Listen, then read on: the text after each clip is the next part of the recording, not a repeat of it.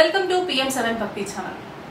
శ్రావణ మాసంలో వరలక్ష్మి వ్రతం, మంగళగౌరి వ్రతం కాకుండా ఇంకేమైనా విశేషమైన రోజులు, విశేషమైన పర్వదినాలు ఉన్నాయేమో స్వామివారిని అడిగి తెలుసుకునే ప్రయత్నం చేద్దాం. నమస్తే గురుగారు. అఖండ లక్ష్మి ప్రాప్తిస్తానా? ధన్యవాదాలు. ఆల్రెడీ లక్ష్మి బాగా ఉంది, మీకు ఆనంద ప్రాప్తి వస్తుంది, అంటే శతకోటి ధన ప్రాప్తి వస్తుంది. ధన్యోస్మి. ఇప్పుడు ఏంటంటే ఈ శ్రావణ మాసంలో లక్ష్మీ పూజనే కాకుండా, అంటే వరలక్ష్మి పూజనే కాకుండా ఇంకా ఏమైనా విశేషమైన పూజలు, విధానాలు, ఇంకేమైనా ఆచరించవలసిన వ్రతాలు ఇంకేమైనా ఉన్నాయంటారా? ఇంకేమైనా విశేషాలు? తప్పకుండా. అసలు శ్రావణ మాసం అంటేనే సమస్త పూజలమయం. అంటే మంగళగౌరి వ్రతం కూడా ఉంది, అంటే ఆ విశేషమైంది మంగళగౌరి వ్రతం కూడా.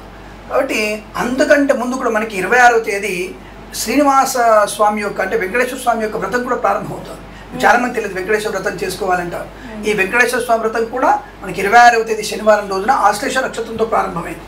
అది విశేషమైంది. ఆ పూజ ఎలా చేయాలంటే, అసలు ఆయనకి పాప ఏ పటాలు అక్కర్లేదు, మీరు ఇంత పెద్ద వెంకటేశ్వర స్వామి ఫోటో పెట్టక్కర్లేదు. ఒక గోడ కింద పసుపు రాసి ఒక నామం పెట్టి, అంటే తిరునామాలు పెట్టేసి ఆయన కింద ఒక జ్యోతి, బియ్యపిండిలో జ్యోతి. గురుగారు ఎప్పుడు బియ్యపిండి చెప్తానంటే, ఇవంతా చూడండి, మరి శ్రావణ మాసంలో ఈ చలివిడి ఎక్కువ తినడం వల్లనే ఆడవాళ్ళకి అందం. ఒక్క శ్రావణ మాసంలో తిన్నటువంటి చలివిడి 11 మాసాలు అందంగానే ఉంటారు వీళ్ళు. నిజంగా చెప్తాను, ఇది చాలా నిజమైనటువంటి విషయం. ఈ వెంకటేశ్వర వ్రతం కూడా మనకి శ్రావణ మాసంలోనే ప్రారంభమవుతుంది. ఆ వ్రతం కూడా 26వ తేదీ శనివారం రోజున ప్రారంభం. ఈ పెద్ద, అంటే దీపం పెడతారు, పెద్ద దీపం పెడతారు, జ్యోతి అంటారు దాన్ని. ఆ పెద్ద దీపంలో మంచి పువ్వొత్తు వేసి, మంచి ఆవు నెయ్యి వేసి, ఉదయం సాయంత్రం వరకు ఆ స్వామివారి దీపం వెలుగుతూ ఉండాలి. వెళుతూ ఉండాలి, ప్రజ్వలం అక్కర్లేదు, జ్యోతి వెళుతూ చాలు. ప్రజ్వలం అంటే ఇల్లంతా పోగబడుతుంది, మళ్ళీ అదో ఇబ్బంది. కానీ ఆ జ్వలం ఉంటే చాలు. అయితే ఆ దీపం అయిన తర్వాత సాయంకాల సమయంలో మళ్ళీ కొద్ది పూజ చేసి, ఈ పూజ స్వామివారికి పురుషసూక్త విధానం చేసుకోవాలి. పురుష సూక్త విధానంగా పూజ ఉంటుంది. తత్సంయోరావృణీమహే గాతుం యజ్ఞాయ గాతుం యజ్ఞపదయే దైవీ స్వస్తిరస్తునః స్వస్తిర్మానుషేభ్యః ఊర్ధ్వం జగాతు భేషజం. ఇది పురుషసూక్తం. ఈ పురుషసూక్తంలోనే స్వామివారికి ఆవాహనానికి ఒక మంత్రము, కూర్చోడానికి ఒక మంత్రము, ఆసన పీఠకు ఒక మంత్రము, ఆయనకి అర్ఘ్యము, కాళ్ళు కడుక్కున్న నీళ్లు, చేతులకు నీళ్లు, నోరు పుక్కిలించడానికి ఆచమనీయం, ఇవన్నీ కూడా ఉంటాయి. అంటే ఒక్కొక్క మంత్రం చెప్తూ ఆయన ఆహ్వానం చేయాలి. ఈ 16 రకాల పూజల్ని పురుషసూక్తంతో చేస్తారు. అంటే స్వామివారికి కూర్చోబెట్టడం, గంధము, అర్చన, అష్టోత్తరము, స్వామివారికి దీపము, ధూపము, నైవేద్యము, ఈ ప్రదక్షిణ, మంగళారతి, ఇవన్నీ కూడా 16 రకాల పూజలు కూడా ఇక్కడ కూడా చేయాలి. అలాగే మనకి వరలక్ష్మి వ్రతంలో 16 రకాల పూజలు ఏవైతే చేస్తామో అవే ఇక్కడ. ఒక్క అమ్మవారికి చతుషష్ఠి పూజలు ఉంటాయి. మీకు కార్తీక ఆశ్వయుజ మాసంలో అమ్మవారి నవరాత్రుల్లో మాత్రం చతుషష్ఠి పూజలు ఉంటాయి అమ్మవారికి. ఇంకా మిగతా దేవుళ్ళందరికీ కూడా దాదాపుగా మనకి షోడశోపచారాలు 16 పూజలే. అమ్మవారికి 64 రకాల పూజలు ఉన్నాయి. అసలు చాముండి అమ్మవారికి 64 రకాల పూజలు. అది ఆశ్వయుజ మాసంలో మరొకసారి మన ఎపిసోడ్ చెప్పుకుందాం. ఇది బ్రహ్మాండమైనటువంటి కార్యక్రమం. అది అమ్మవారి చతుషష్ఠి పూజ అంటారు దాన్ని, చతుషష్ఠి పూజ.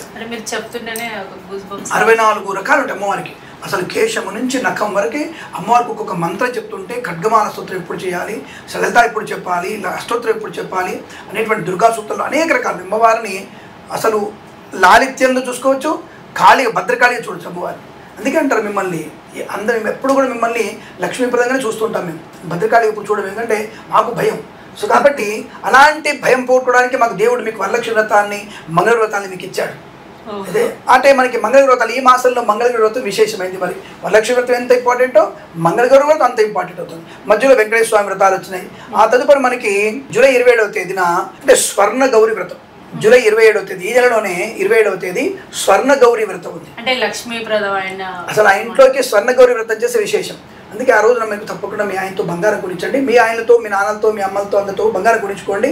1,10,000 తులము, అంతకంటే ఎక్కువ ఏం లేదు. కొనగలిగేటువంటి స్థాయి ఉంది.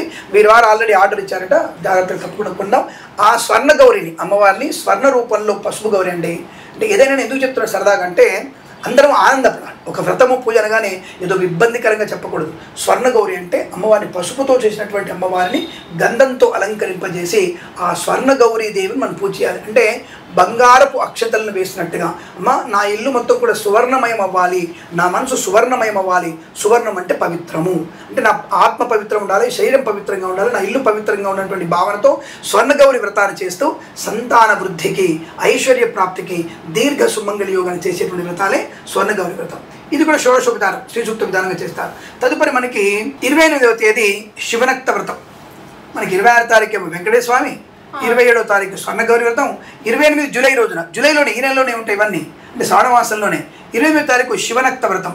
శివుడి నామస్మరణ చేస్తూ నక్తం ఉండాలి. నక్తం అంటే ఉపవాసము. ఉదయం నుంచి సాయంత్రం చంద్రోదయం వరకు నక్తముగా ఉంటూ, చంద్రోదయ సమయంలో మన గత ఎపిసోడ్లో చేసుకున్న అభిషేకం కూడా చేసుకున్నాను. ఈ శ్రావణ మాసంలో చేసేటువంటి శివనక్త వ్రతమే 28వ తేదీన నేను తప్పకుండా మీరు ఆ రోజున అభిషేకం చేసుకోగలిగితే శివుడికి ఐశ్వర్యాన్ని ఇచ్చేవాడు ఈశ్వరుడే. ఐశ్వర్యం అంటే ఏమిటి? ప్రశాంతతనిచ్చేవాడు, రోగం లేని శరీరాన్ని ఇచ్చేవాడు, అపమృత్యువుని తొలగించేవాడు ఈశ్వరుడు. కాబట్టి అదే ఐశ్వర్యం. ఐశ్వర్యం ఈశ్వరేచ్ఛ. అటువంటి ఈశ్వరుడిని మనం 28వ తారీఖు కనుక సాయంకాలం అర్చనను అభిషేకం చేసుకుంటే విశేషం. అంటే శ్రావణ మాసంలో ఒక్కొక్క తేదీ విశేషం. అలాగే మనకు వచ్చేటువంటి తదుపరి వచ్చేటువంటి 29వ తేదీ మంగళగౌర వ్రతం చేసుకోండి. బ్రహ్మాండమైనటువంటి అమ్మవారి అంటే దీర్ఘ సుమంగళి యోగానికి చేసే ప్రత్యేకమైన పూజ. పెళ్ళైనటువంటి మొట్టమొదటి సంవత్సరం నుంచి 5 సంవత్సరాలు చేసుకుంటారు వాళ్ళు. 5 ఏళ్ల వరకు చేయాలి. దాన్ని మంగళగౌర వ్రతం అంటారు. అది ఆచార సంప్రదాయబద్ధంగా ఉంటుంది. ఆచారం ఉన్న వాళ్ళే చేస్తారు. అది మంగళగౌర వ్రతం. దీంట్లో దాదాపు చేయడం వరకు కూడా అంటే ఆచారం, ఆ ఇంటి ఆచారం ఉన్న వాళ్ళే దాదాపు మంగళ వ్రతాలు చేస్తారు. అందరూ వరలక్ష్మి వ్రతం చేసుకుంటారు. ఆచారం ఉన్నా లేకుండా మంగళ వ్రతం మాత్రం కుటుంబంలో అత్తగారింట్లో తల్లిగారింట్లో ఉంటేనే చేస్తారు. వాళ్ళు మాత్రమే అది ఆనవాయితీ. అత్తగారింట్లోనే పర్టికులర్ గా ఉండాలంటారా లేదంటే తల్లిగారింటి నుంచి మంగళగౌర తెచ్చుకోవాలి. తల్లిగారింట్లో ఉండాలి, అత్తగారింట్లో కూడా ఉండాలి. కాబట్టి ఇద్దరిళ్ళల్లో ఉన్నప్పుడే ఆనవాయితీగా అది అత్తగారి యొక్క అనుమతి తీసుకొని వాళ్ళు చేసుకోమంటే చేసుకోవచ్చు. అది అనుమతి తీసుకొని చేసుకోవాల్సింది తప్ప ఆనవాయితీ లేకుండా చేయడానికి అయితే అవకాశం లేదు. అది విషయం.